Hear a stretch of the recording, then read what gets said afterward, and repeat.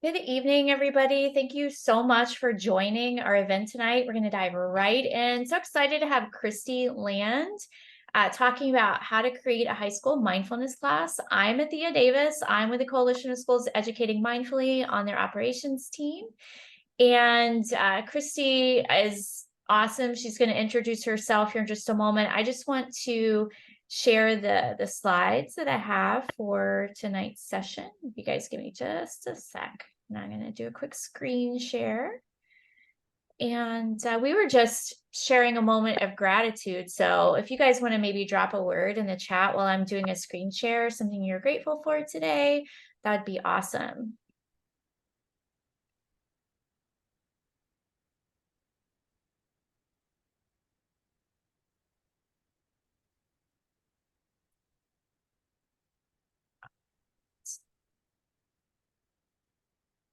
Margie says grateful for her new job. I love it. Yeah. Yay to new jobs that we're excited about. Yeah. Christy and I were also just talking about that. So that comment resonates, that gratitude resonates. Well, at your own pace, you can write your moment of gratitude in there. I do want to dive in and just make the most of our time. Christy, welcome, welcome, welcome. And I'm going to give the reins to you. I might stop you at some point, maybe have some questions. Those that are joining and those that are joining later, that are watching this later, we will have time for questions at the end of the presentation. So I know you'll probably have some. But no worries, we'll get to questions at the end of our event tonight. All right, Christy, let's dive right in. All right. Welcome, guys. Thank you so much for taking time out of your evenings to just be here. And so before we kind of dive right in, I just want to first settle in before I introduce myself. And so this is kind of one of a technique really I want to model for you as a way to help your students arrive into your classroom or the time that you have with them. And it's called 3 Collective Breaths. It's from the Breathe for Change training or program. And so first, what I'd invite you to do is just kind of settle into your chair. Have that mindful posture. So maybe one where you feel alert yet comfortable. And then we're just going to take 3 collective breaths together. So breathing in through your nose and exhaling. Breathing in again and exhaling. And then breathing in one more time, maybe your biggest breath of the day. And then exhaling, maybe letting out an audible sigh. And then just notice how you feel. All right. I'm going to take a moment to introduce myself and then just kind of share with you my journey and then some tips that I have learned in my own journey of creating a high school classroom. So like Athea said, I am Christy Land. I teach at Grain Valley High School. That is in Missouri, probably about 30 minutes east of Kansas City, Missouri. Go Chiefs. I'm married. I have 2 kids, 6 and 10. And currently right now I teach mindfulness to sophomores and seniors. And then I also teach Spanish too. My training has been through Mindful Schools. I did complete the micro-credential MBSL program that Athea talked about through COSM. And then I also just completed the 200-hour teacher training through the Breathe for Change organization. So that's a little bit about me. And so first, I'm just going to share next just kind of my journey. It's kind of a long one, but I'll try to just give you the highlights. So in about 2017, I had just had my youngest. I had come back from maternity leave, and it was a very difficult year returning because I missed the first 6 weeks. And as you know, as educators, those first 6 weeks are so vital in creating that culture and community and that classroom management. And so I missed that part of it. And so it was such a very difficult year. with student behavior and managing the classroom, I was really experiencing high levels of teacher burnout. And so that year, I really questioned whether I wanted to be a teacher, if I wanted to completely switch gears and get out of that profession, or if I want, if or I was basically in search for what did I want to do? Did I want to stay in the education profession, or do I want to switch? I just needed a change because I didn't want to feel the way that I was feeling. And so I don't know how it was introduced to me, but I began to start my own personal mindfulness practice by exploring through two mindfulness apps, Calm and Headspace. And from there, I just started just doing it a little bit every day or most days. And then I really kind of noticed within that year, there was a shift that was happening inside me where it kind of, I started showing up in a different way to the point where my students noticed, my family noticed, my admin noticed, my co-workers noticed. And so I love this quote by Jeff Warren. He's one of my favorite meditation teachers, but he says that mindfulness is practicing how you want to be human, how you want to be in the world, and how you want to respond. It's a way of being and showing up in the world. And I love that so much because that was my lived experience in creating and having a mindfulness practice where it really helped me show up in a better way and help me almost, it really did help me escape teacher burnout. It gave me a sense of purpose. It helped me to get to know myself again. And so that's kind of was the start of everything. So after my admin, they're like, there's something different. That's whatever you're doing, keep it up. Because I noticed there's a different vibe in the room, like you seem happier again. And so summer of 2020, I just was craving more. I wanted to learn more about the mindfulness practice. I wanted to deepen my practice. So I enrolled in the Mindful Schools teacher training just to deepen my practice. And they also have a class where it teaches you how to integrate mindfulness with your students and in the classroom and in education in general. And so I was like, I'm on board. I want to find out more. And then after I completed that training, I started asking myself, wait, if I noticed such a huge transformation within myself, why couldn't that also be possible for my high school students? Because a lot of them would come to me and they just didn't have any healthy coping tools. And they told me that. They're like, I just don't know what to do, Mrs. Land. And so that's when I just started having that question like, well, what if this is one thing that they could learn about? And so I shared that question with my admin and just kind of started planting the seed there. And then that next school year, I started exploring with what would that look like in my classroom environment and how could I integrate it where it's not like something huge because I still had content to teach and I needed to make sure that I was not going, I guess that the time that I spent on mindfulness wasn't taking up too much time. And so I started exploring with or piloting, I guess, with I call it a mindful minute. So as my students would walk in, they would do their bell work, and then we would have a moment of mindfulness. And I would always explain to them why, what we were doing, what it was. And I just started because I didn't really know much about like a curriculum or anything like that. So I just started with the way that I started, which I would just basically show them the audio of one of the Calm app meditations or the Headspace app meditations. And so we would always do the very shortened ones, like the 3-minute ones.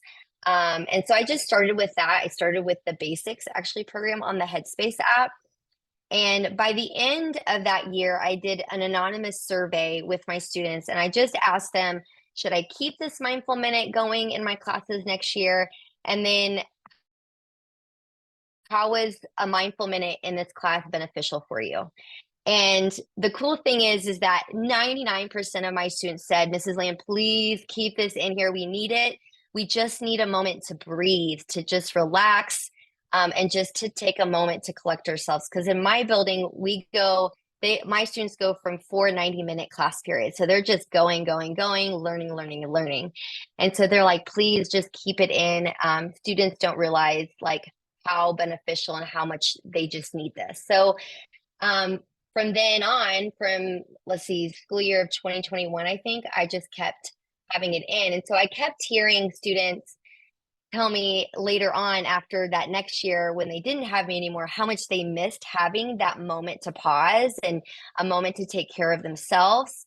And so that was a really cool experience for me.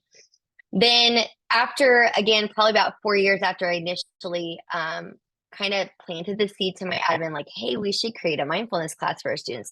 Hey, I'm piloting it. I'm doing a little mindful minute in my classes right now in Spanish.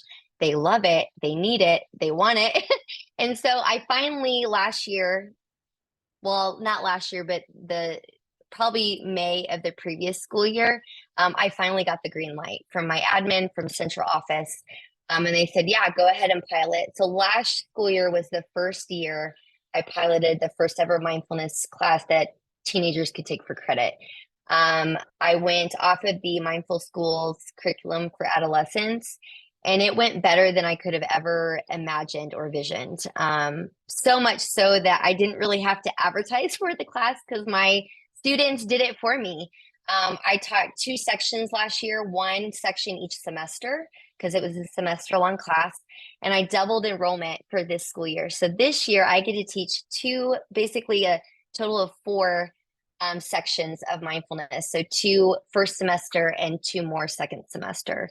Instead of teaching 50, I get to teach 100 students mindfulness this year. And so again, I wanted to learn more. And so that's where in December of 2022, I did the micro credential through COSM. And then in August of 2023, completed my Breathe for Change 200-hour teacher training in mindfulness, SEL, and yoga. And then that led me to where I'm at now, where I get to teach mindfulness to my students and then teach Spanish too, in addition to that. So I feel like I'm living the dream. And so next, I just kind of want to give you, for me, what I wish that I knew. I wish I knew someone out there because I'm in the middle of Missouri. So I didn't really have anyone to lean on. I didn't have anyone to really brainstorm or think about how can I create a mindfulness class. I kind of had to do it on my own, and then with the help of the teacher trainings that I was a part of. And so if these 6 things are things that I would tell myself 4 years ago when I was first trying to get the green light from my admin. And so this is what I would share with you all as far as how do you create a mindfulness class for students to take for credit. So I always say it starts with you. So making sure that you have, of course, a personal mindfulness practice of your own. And then second, signing up for those mindfulness or SEL teacher trainings. You have COSM that offers an amazing micro-credential program, and there's so many others out there now. Mindful Schools, Breathe for Change, all of them are such solid, amazing programs that you can be a part of to help you learn and help you to figure out how to do it that fits your community and the demographic of students that you teach. And then start exploring the way I did. So if you want to create a mindfulness class, a lot of times for me, it just started with me doing it. I didn't wait for anyone else to do it. I didn't wait. I was the only one in my building doing a mindful minute. So I just wanted to experiment with my students. I even told my students that, hey, do you mind? Like, I'm doing this mindfulness thing and it's really helping me a lot. Would you guys mind doing it along with me? And of course, my students are like, yeah, sure. If that means 3 minutes of like, we can just relax for a second, then heck yeah. So I just started figuring out and exploring and how do I want to integrate this in my classes. And so for me, I started with guided meditations and just streaming it through the Calm app or Headspace. But there's so many other ways that you could do that too that fits your situation with your students. The 4th tip that I would give is begin having those conversations with your administrators in central office. Again, it took me 4 years, 4 long years to finally get my admin and my school district to get on board and to realize the value and how beneficial it will be for our students. And so just begin planting that seed and just persevere, keep going. You may hear no's year after year, but in my experience, it was 4 years and I finally got the yes. And that was it's such an incredible and surreal moment for me. And then the fifth tip, Can I would we say, pause just real quick before we get to the yeah. fifth, Christy? Because I think you said a couple of things that were super interesting. One Hmm. is just having the invitation to your students to practice and the framing. It sounds like the invitation, well, one, you just framed it as an invitation, and two, it was just, hey, you guys, like, you just were vulnerable. Invitation, vulnerability. Those seem like Hmm. two really important elements. You That invited is, them yes. to be in that vulnerable space with you. Hey, this, I'm having a hard time. This is helping me out. Do you guys want to try it? Because oftentimes students and teachers that are trying to share practices might get resistance, like, this doesn't Hmm. matter, this is boring, or the size or Hmm. whatever it is. And Hmm. and I imagine maybe you got some of that, maybe you got a good mix, or I want to dive into that point a little more in terms of connecting these practices to students. Was it several conversations? Was it you got lucky, they were just immediately open, you had a good percentage that just carried those others that were a little resistant along the way? Yeah, you're right on the money there. It was being vulnerable. I feel like a lot of teachers, we don't feel like we can be vulnerable with our students, but I think when we're able to be vulnerable and show that we're human beings just like them, I feel like that kind of opens the students' eyes that, like, oh wow, they're just like me. Like they just have a little different problems or adversity than I do as a teen or as a student. The other thing I did is I showed them the zones of regulation chart. I don't know. I feel like elementary, they're really good at showing that. And then you get to Yeah, middle school and high school and they just forget about it. So I have that poster up in my room. And awesome. so that's another way that I introduce it every year is like, hey guys, here's the zones of regulation. We have the red zone, the yellow zone, the blue zone, and the green zone. And Mhm. I talked to them about the way our brains work, like the Dan Siegel, like flipping your lid, Yeah. where this is our brain. When we are online and regulated, we're in our green zone, we can learn effectively. When we flip our lid and we're not doing well, we're letting our emotions control us, or we're in the blue zone, we're in the yellow zone or red zone, like any other zone besides green. We flipped our lid and our brain is no longer online. So we can't effectively learn and retain the things we're trying to learn in class. So I kind of framed it like that. And I would always say, where do you think I would like you to be when you come in here? And they always say the green zone. I'm like, yeah, the green zone, because that means your brain's online, you're regulated, you're ready to learn, your brain can soak up all that I'm trying to teach you like a sponge. And they're like, oh, okay. The second thing I Go ahead. I was going to say, I love that you use the zones, or that you use that as a visual with high school students. I agree. I love the zones. I think it's an easy visual to use, especially with, and here in Houston, Texas, we call ELLs emerging bilinguals. And so visuals are super important. And Mm-hmm. especially in our district, we have a high percentage of EBs. And so that visual is so great and such a common language that everybody can start sharing. And clearly, like, emotions are more complex than the four zones, but it's a starting Mm-hmm. point where you can start the identification, right, in that Mm-hmm. naming part. So that's cool that you added that visual. And I imagine that was really helpful and pulling some people in Mm-hmm. that were just like, breathing relaxation. I don't know what that is, Yeah, but and yeah. it created buy-in for a lot of my students. And then the last thing I'll usually tell them is I'll be like, okay, raise your hand if you have an adult in your life that tells you pay attention or focus, and every hand goes up. And I say the cool thing about mindfulness is that it gives you that training of concentration. That's because it's a skill that we have to learn. Mhm. That's the cool thing about mindfulness is that it trains that concentration skill. And so I want to help teach you that because no one in your life has explicitly taught you how to pay attention or how to concentrate. They just expect you to do it. And so I'm going to teach you how to do it with the help of mindfulness. That's awesome. Thank you for sharing that. And I sorry to interrupt, but I just really No, not wanted at to all. underscore you said something really important. And then one more here is you mentioned about having conversations with administrators. Mm-hmm. Now, this sometimes can, and you talked about getting a no.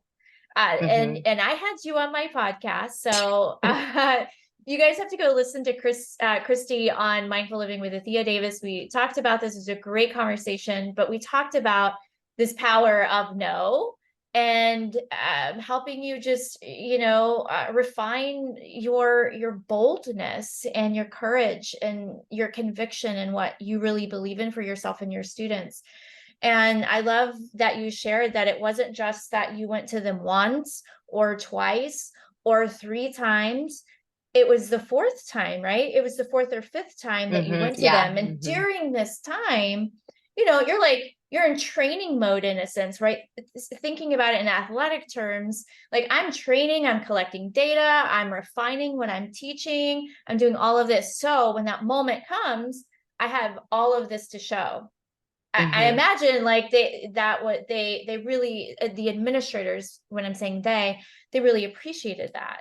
I would Mm-hmm. love for you to just touch on that a little bit, like the part that you were playing, the role, what you were doing, the way that you were showing up when you were being told no, because a lot of us might feel like, it doesn't matter. They're saying no, I'm not gonna have Mm-hmm. this opportunity. What kept you going during that time to be prepared for when the yes finally came? I mean, I would definitely say my conviction. Like I had a vision of this is what I want. I really want to transform education. And I knew that the kids in my building needed it. They desperately needed it. Also, during those 4 years, we had lost many students to overdoses. And so, there were so many conversations where I was just like, our kids are screaming at us to learn a better coping tool. And so why can't we start here? Because obviously no one's teaching it. And so I think for me is, again, like I had a vision of what I wanted to do, and I would not stop until I saw that vision a reality for me. Like it was just almost like, no, this is going to happen. I know it's going to happen. So I'm going to keep doing it until it happens. Awesome. Thank you. Yeah. Yeah.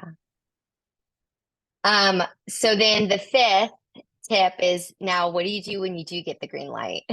So first celebrate, um, and just soak that in. And then this is where I had to find at this point when I got the green light. I think it was such a surreal moment because I just assumed I would get a no again.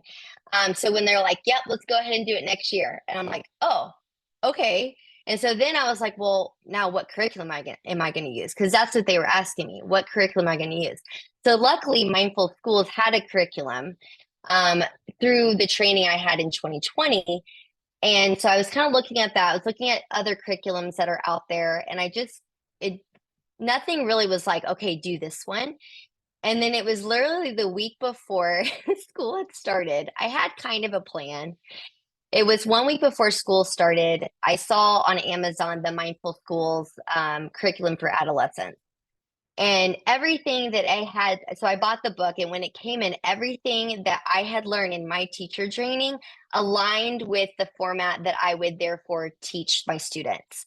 So it went right along with my training, my mindfulness training. So it ended up being perfect. And so for me, I knew that that worked best. And then that was the whole reason why I wanted to pilot it too. I wanted to make sure, does this curriculum work best for the kids that I was teaching? And it ended up, it was, for me personally, I love the curriculum. I think it's phenomenal. And it's geared towards adolescents, which of course is the age that I teach. And so then last year when I did pilot it, I made sure to collect all the data. So um, they did I forget what the survey is called that Athea gave me, but they did like a survey, online survey that filled out where it kind of like is the mindfulness awareness survey. There's another A in there. Yeah, there's You a remember technical that? term, yes, but now the name escapes me. If you guys are interested, it is a validated survey that you can share with Mm-hmm. students. If you are interested in that, I can certainly share that. I'm happy to share that actually on the member site too, so I'll make a note Mm-hmm. to share that. But yeah. So I used the MAS survey, MAAS. I gave it to them from the first day of class, and they had to fill that survey out. And then at the last day of class. And then that was my way of collecting data, because my administrators, because they were super supportive, they told me, make sure you collect data, because if the Board of Education needed to make sure that this was a valid class or a class that should be in the high school curriculum, you need the data to back it up. And so I've been doing that ever since, just to make sure that if there were a time to come where I had to go to the Board of Education, I would have all the research and data to make sure that I could keep teaching this class.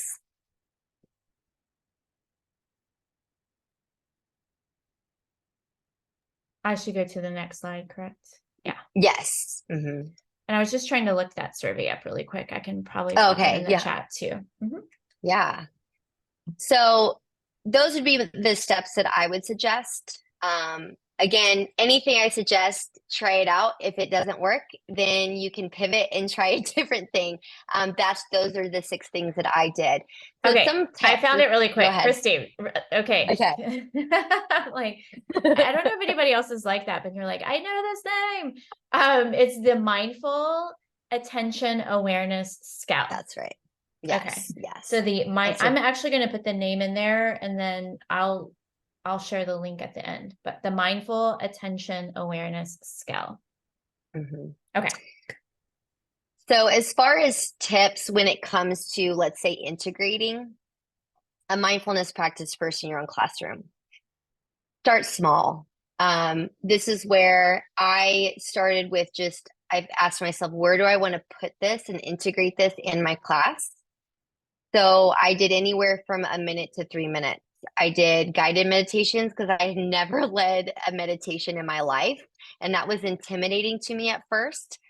And then as far as the students, I did encourage you to be patient, because especially in the very beginning, even after I had the majority buy-in for my students when we did our mindful minute in my Spanish classes, there were some students that needed to observe it first. So I said, that's okay.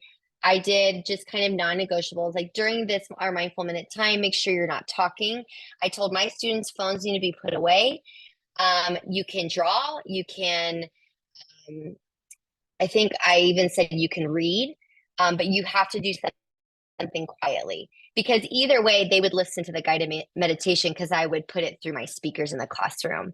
And so eventually students really loved it, and I saw them participating. And so again, kind of like what Athea said earlier, I always invite them. It's always an invitation. It's never like you have to do this, because for some students, they just have to observe, because there could be fear or who knows whatever feelings that may be involved in that. But when they can just simply observe and then they buy in and start practicing, then it's so beautiful to see them finally buy into it and then really enjoy it, and it not be forced. So I want to just underscore too. I hear 4 main elements. I just keep wanting to underscore is that it's so important to have the personal practice, the vulnerability, conviction, and data. All right. Definitely. And then I would say don't give up. Like I've said before, like it took me 4 years. And it's okay that you may be the only one that's starting it, because guess what? Now in my class, we would do mindful walks. And when I started that, half of the building now, when a class, they feel a class is dysregulated or acting crazy, what they do to regulate their students is they go outside on a walk. So you would be surprised how much, when you start doing it in your own classes, other teachers, admin will start noticing the energy shift that happens. They will notice it within the classroom environment. And then they'll start asking questions like, what are you doing? And why do you have a different vibe than all the other teachers in this building? And so that's when, again, they start asking and they get curious. And so that's really, really cool. For the longest time, I was the only one. And now it's such a cool experience to be like, they see the value. Even my students, a lot of teachers, they see why mindfulness is so important, which is so cool. And then connect to a mindfulness education community, which is what you guys are already involved in that. That's something that early on, I wish I could have connected early on to COSM, to all the other mindfulness communities that I'm involved in, because for so long I felt like I was the only one on the island and that it was just me. It was very lonely. And so it's so cool now to connect with other mindful educators like yourself, to know that I'm not alone, that I'm not this weird person that has this vision that seems sometimes impossible, but yet it's very possible. And then, of course, always getting that support from fellow mindful educators. Community is so important.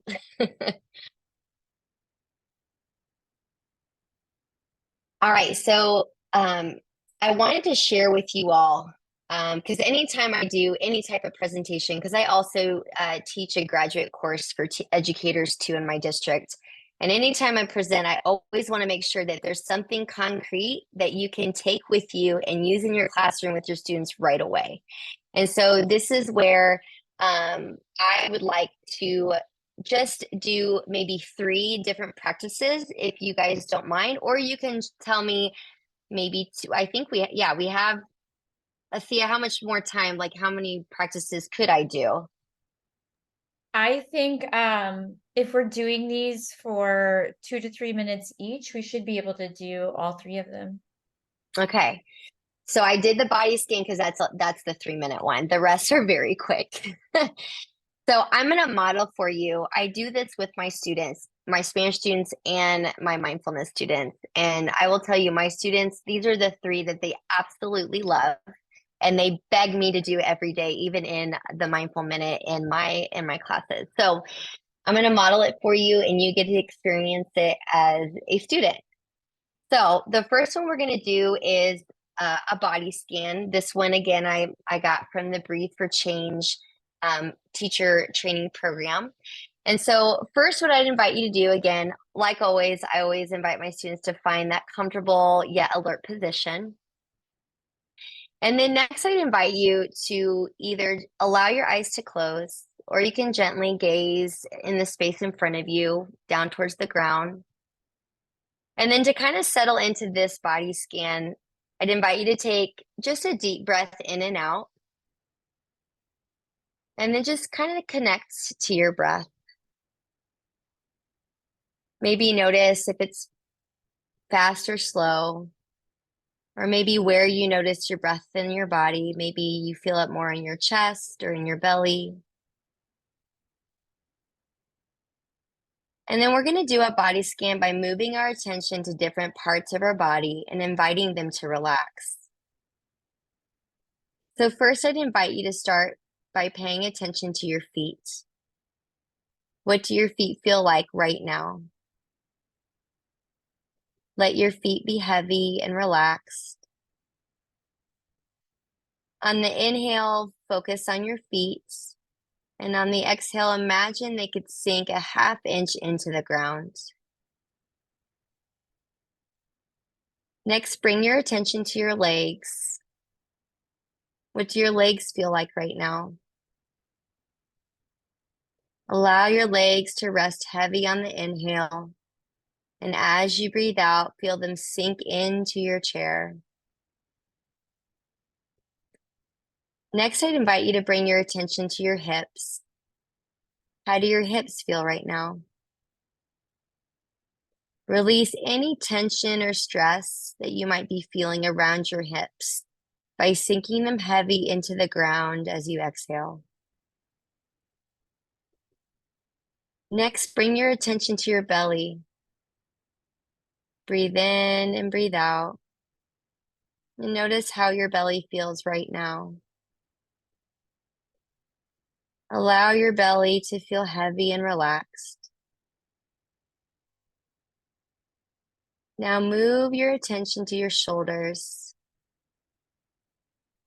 And then bring your attention to the back of your head, this powerful place full of thoughts. And give it a rest by gently maybe doing some neck rolls or whatever would feel good for you. And then maybe taking a deep breath in and out, allowing those parts of your body to relax. And then notice your jaw and the muscles in your face. And let go of any tension you are holding around your eyes. Allow your whole body now to feel completely heavy and relaxed. And then to close, I'd invite you to wiggle your toes and your fingers. Take one more deep breath in and out. And when you feel ready, you can gently open your eyes and then notice how you feel. And so this is one of my students' favorite. I usually invite them to either sit in their chair or I do allow them to lie down on the floor. And so all of my students always lie down on the floor. They're like, what? We get to lie down on the floor? And so, of course, when they get out, they're like, oh, that felt so good. So it's really cool to watch. Um, the next one I have is bubble breathing. And this one, I would so invite you if you have, like I know at Target, they do those little like wedding bubbles. I did this with my mindfulness class and they loved it. But if you buy the little bubbles or even a bigger bubble, and then with bubble breathing, you invite your students to just basically visualize a bubble wand, or if you can get real bubbles, like real little bubbles, then you'll have them open the bubbles and then just help them practice bubble breathing by breathing in through the nose. And then as they exhale, they're exhaling slowly as if they're imagining blowing bubbles. And so this is obviously really fun with bubbles. So we'll do that again just to help kind of guide you through this. So first, what I'd invite you to do is just kind of visualize you having a bubble wand in your hand. And then when you feel ready, just breathe in through your nose. And then as you exhale, exhale slowly as if you're trying to blow bubbles.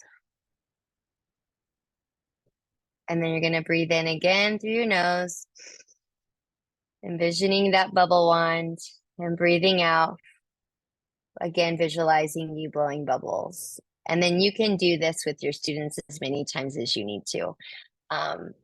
Anytime I do it with real bubbles, the laughter and smiles, it's contagious. It's a really fun activity to do, especially if you notice maybe the class has low energy or is just moody. Bubble breathing is such a fun one to do.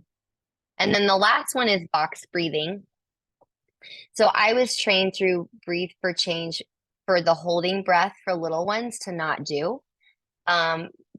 So depending on the level of students that you're teaching, I'll guide you through the one that I do with my high school students. You can, but for little kids, I'll tell you how I would modify it later. Sorry. So for box breathing, again, you're envisioning a box. And so I'll just kind of guide you through that too. So again, finding that mindful posture. And then breathing in through your nose, 2, 3, 4, hold, 2, 3, 4, breathe out, 2, 3, 4, hold, 2, 3, 4, breathe in, 2, 3, 4, hold, 2, 3, 4, breathe out, 2, 3, 4, hold, 2, 3, 4. And so again, you can do this as many times as you feel like you want to do with your students. For little ones, I would just, instead of the hold, just continue breathing in for 4 counts, breathing out for 4 counts, breathing in for 4 counts, and breathing out for 4 counts. And so that is your box breathing. So hopefully you find one of those really awesome for you to They do with were your awesome. students. Yeah. And I love that you do bubble breathing with the older ones. That's fun. I didn't think that they would like it, but they have loved breathing techniques so much because they tell me, Mrs. Lean, I can do this in the middle of class and no one will know. And I'm like, exactly. So I had a couple students tell me this week that they were about to have a test. And so they took out their little bubbles that I told them to put in their backpacks and they started blowing bubbles. And so then the teacher and then the students are like, what are you doing? And they're like, I'm bubble breathing. I'm feeling really anxious right now about this test.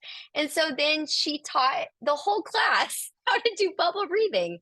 It was so cool. It was so, so cool. Yeah, that's So awesome. yeah.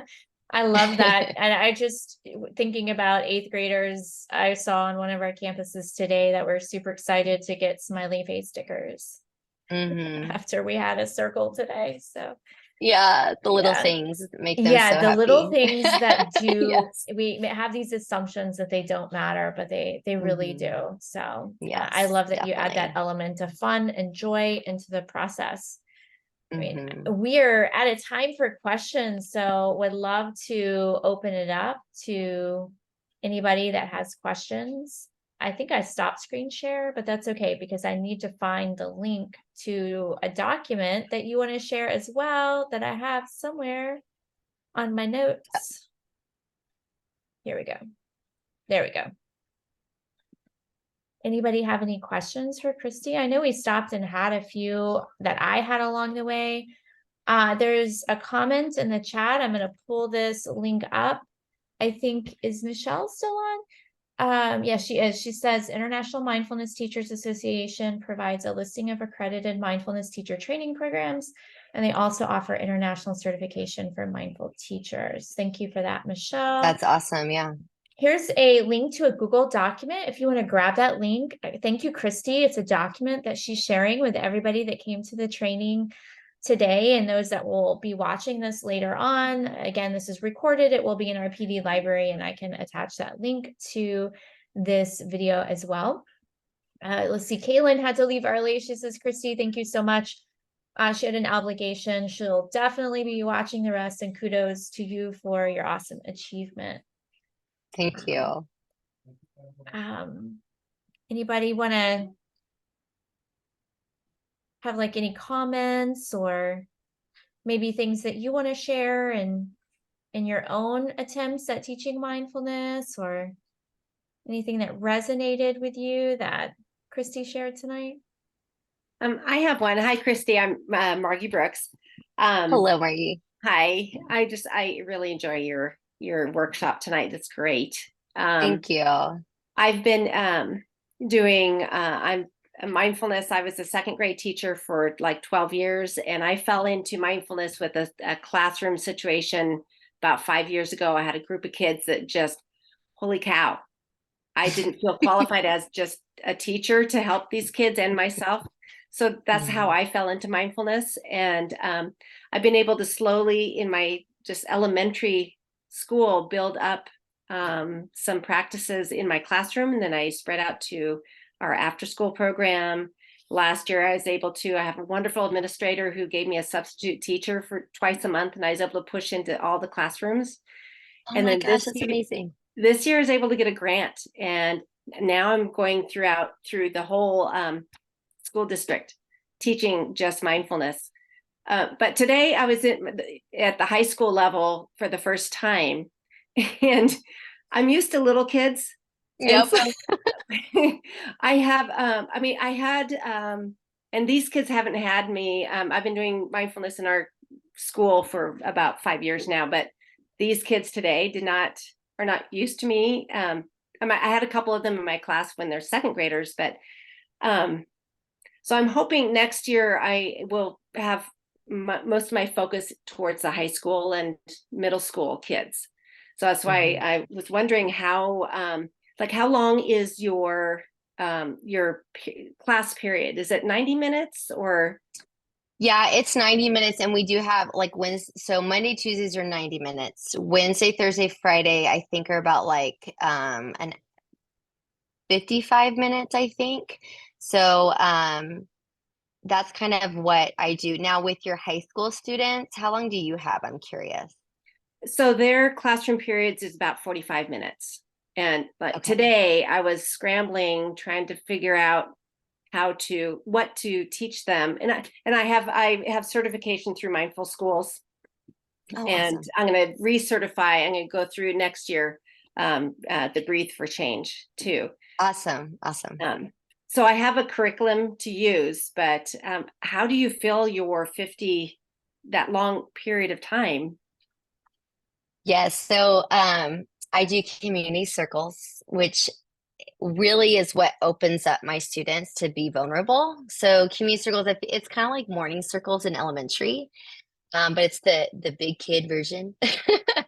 So we physically get in a circle in the room, and I always ask them like questions like, first, how are you doing? One, you're having the worst day. Five, you're having the best day. Because a lot of high school students, they feel like they're either one, they've been conditioned to not talk about their feelings, or two, they're too shy to talk about them. So I do the scale. It's a little, they feel safer in sharing that with the class. And then some of the other questions I'll do are just kind of get to know you, like kind of like icebreaker questions. And then my students made this up. They call it the confession box.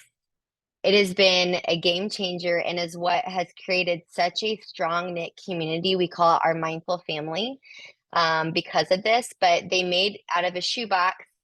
They slid out. And so basically, what students do on a blank sheet of paper, it's anonymous. Students will put like problems or struggles that they're having that they want peer feedback. So as adolescents, the one thing that I learned is that, and through the book that I read through the Mindful Schools curriculum, adolescents, they have a teacher book that you can read. I read that first before I taught the curriculum. And the biggest thing I learned was that teenagers really value peer feedback more than our own feedback. And so that was an opportunity for students to get peer feedback. And then, of course, at the very end, I will always, like at the end of, let's say, a confession, I will always give them my feedback. But the way that it usually goes, let's say one girl today said, I want to go to homecoming with this guy I like, but I also really want to go with my friends and I don't know which one to do. And so I just kind of I was like, all right, guys, offer feedback. What do you guys think? Your opinion, like, and that lets them know that their opinion matters and they're hearing different opinions from almost kind of different walks of life, because in my mindfulness class, you have kids from all sorts of different cliques. And so they really value that a lot. And then once I'll say one more time, is there anyone else that like to offer feedback to the student? When they're quiet, then I'll say, okay, so here's my suggestion.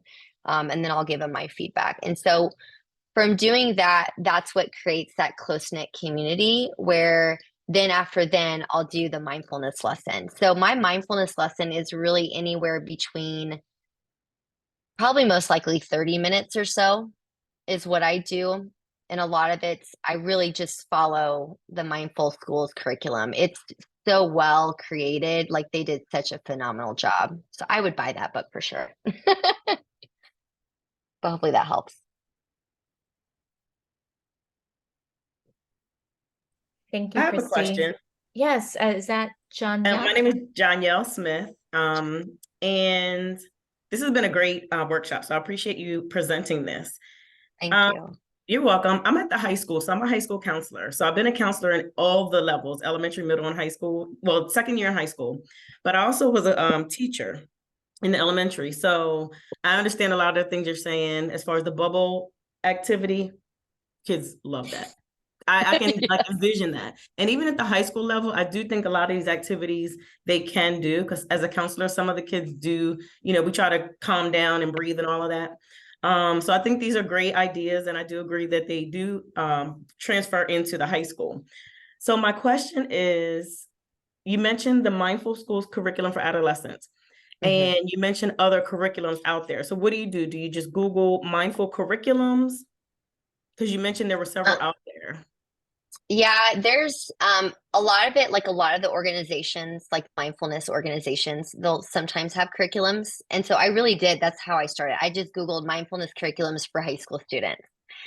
Luckily, though, I didn't have to go far because like within the mindful schools teacher training, like the first one is more focused on you creating a solid mindfulness practice. The second class you take is really, they give you that curriculum. And so I just wanted, before I really committed to that curriculum, I wanted to make sure there wasn't anything else out there that would be better suited for the demographic of students that I was teaching.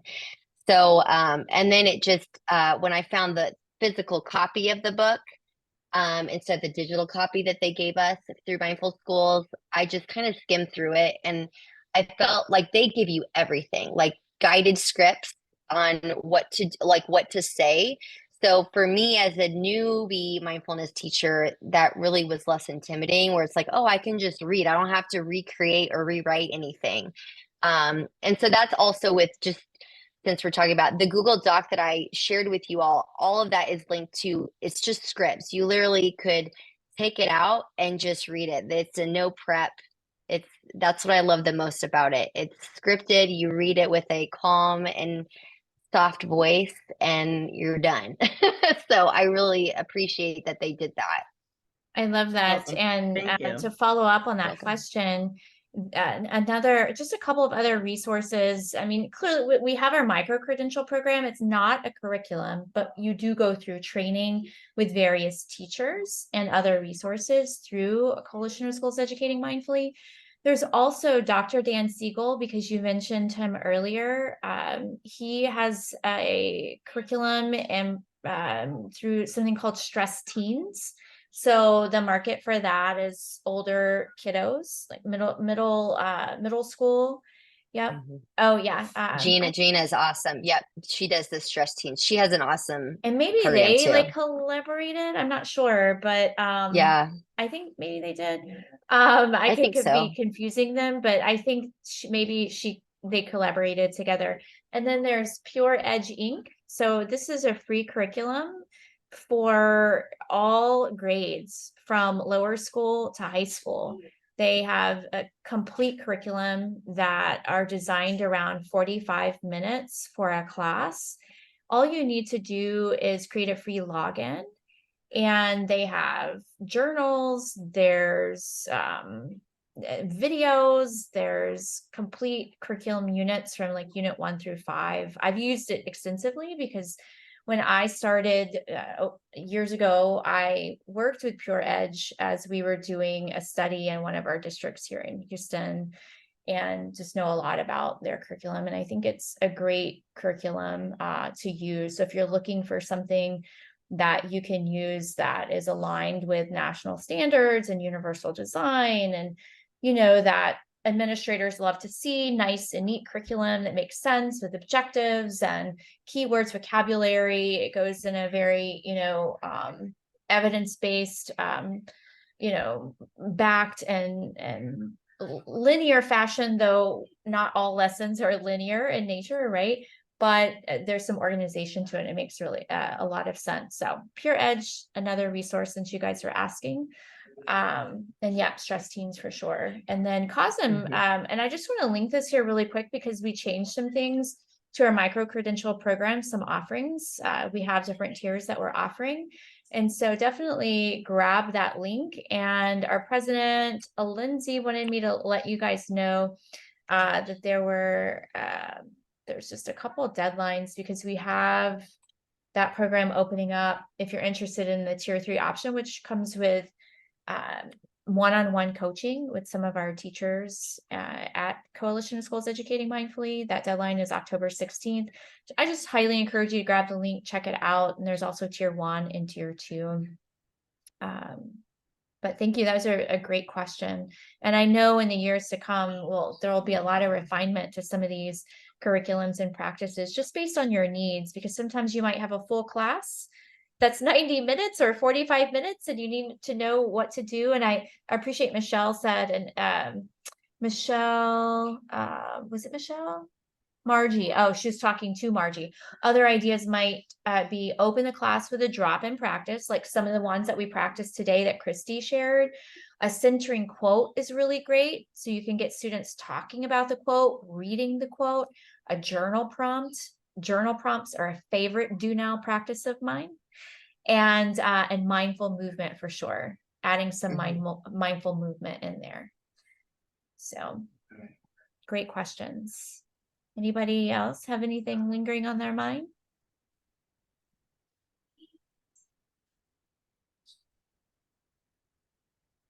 All right. I love all the questions and the engagement and the excitement.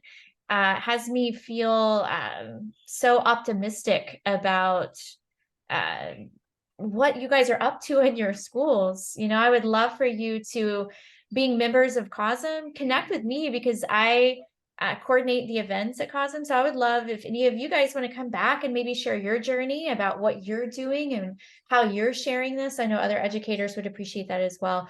So definitely connect with me, and I will put my email in the chat really quick. Grow at educating.